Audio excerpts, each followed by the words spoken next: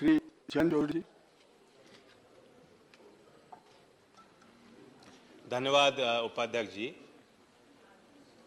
ये जो आज सभी दल के नेताओं ने इस बिल पे अपनी भावना व्यक्त की, ये चीज़ काफ़ी रेयर है कि सब लोग इस कानून में आपके सहयोग के लिए खड़े हुए हैं। मैं भी इस बिल का पूरा समर्थन करता हूं, लेकिन मैं आपको चेताना भी चाहता हूं, क्योंकि आप खुद मंत्री जी बहुत संवेदनशील हैं, सामाजिक न्याय के विषय को लेकर गंभीर हैं, इन बारीकियों को अच्छी तरह समझते हैं।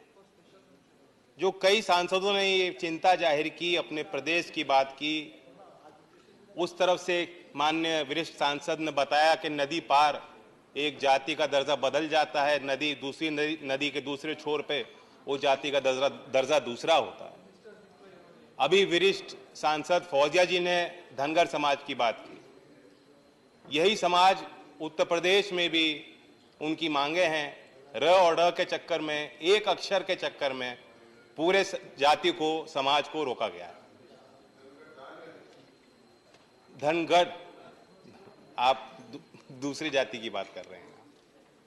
तो सवाल, ये तो बिल तो बहुत सरल है। अब ये नौबत क्यों आई कि 4 जिले में एक जाति को अनुसूचित जाति से हटा करके अनुसूचित जनजाति में जोड़ना पड़ा। मैं चाहता हूं कि मंत्री जी और बड़ा दिल दिखाएं और हिम्मत से काम लें। ये मौके बार बार नहीं आएंगे कि पूरा सदन आपके सहयोग में खड़ा होगा। कितनी ऐसी जातियां हैं, कितने ऐसे विषय हैं जो सरकारी जाल में फंसे हुए हैं। आप आकलन कीजिए, सर्वेक्षण कीजिए। मैं कोल जाति की बात करना चाहता हूं। लगभग 7.5 लाख कोल समाज के लोग उत्तर प्रदेश में विराजमान हैं। पूर्वांचल के कई जिलों में विराजमान हैं। मिर्जापुर, सोनभद्र और कौशाम्बी, बुंदेलखंड के कई जिलों में कोल समाज है और उनकी भी यही मांग है कि हम आदिवासी लोग हैं।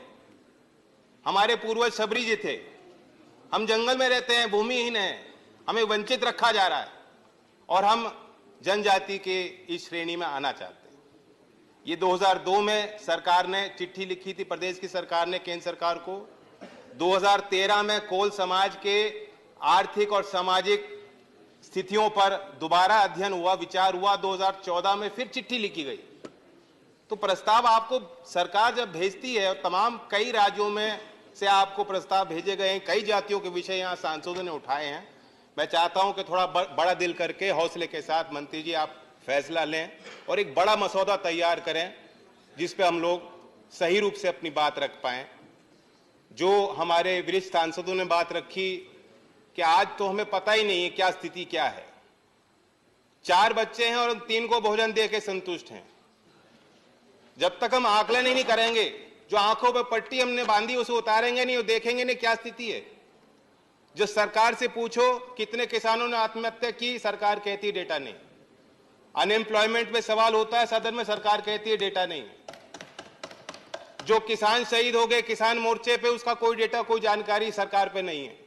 कम से कम इस मसौदे पे जो जानकारी आप इकट्ठा कर सकते हो उसे तैयार कीजिए।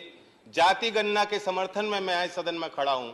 इस अवसर पर कहना चाहता हूं बहुत मजबूती के साथ कि जब तक हम गिनती नहीं करेंगे तो किस आधार पर हम फैसले ले पाए। और बाकी ये बिल बहुत सरल है जैसे मैंने कहा, लेकिन ये ऊंट के मुंह में जीरा है।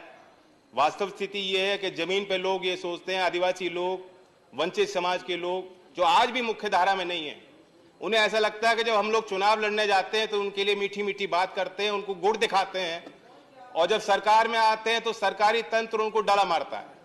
तो उनके साथ न्याय होना चाहिए। मैं पुनः मंत्री जी को धन्यवाद देता हूं कि आपने मसौदा इस संदर्भ में रखा, हमें मौका दिया। धन्यवाद। Thank you. श्रीमती